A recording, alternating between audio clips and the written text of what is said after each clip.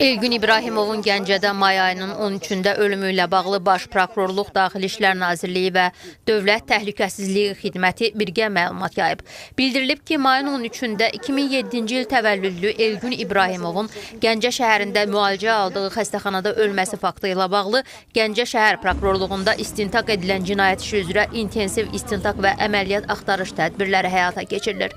Cinayət işi üzrə bütün fərziyyələr, o cümlədən mərhumun intihar etməsi, ehtiyatsızlıqdan yıxılması və ya ona ağır bədən xəsarəti yetirilməsi nəticəsində ölümün baş verməsi kimi hallar yoxlanılıb. İstintaqın hazırki mərhələsində əldə edilmiş sübutlarla, yəni şahid ifadələri, hadisə yerinə müşahidə kameralarına baxış, meyidin xarici və daxili müayinə edilməsi, telefon məlumatları, məhkəmə, genetik məhkəmə, tibbi və digər ekspertizaların rəyləri və başqa dəlillərlə müəyyən edilib ki, Elgün İbrahimova hər hansı kənar şəxs və ya şəxslər tərəfindən xəsarət yetirilməyib, ona qarşı heç bir zoraki hərəkətlərə yol verilməyib, o hündürlükdən yıxılmaq nəticəsində aldığı çoxsaylı xəsarətlərdən ölüb. Həmçinin müəyyən edilib ki, Elgün İbrahimov may ayının 12-də saat 16 radələrində hazırlıq kursundan çıxdıqdan sonra mobil telefonunu sataraq ayrı-ayrı şəxslərə olan pul borcunu qaytarıb. Bundan sonra Elgün İbrahimov Gəncə şəhərində yerləşən Naxış çay evində tanışları ilə görüşüb, birlikdə spirtli içki qəbul edib, saat 19:40-da həmin yeri onlarla birgə tərk edib,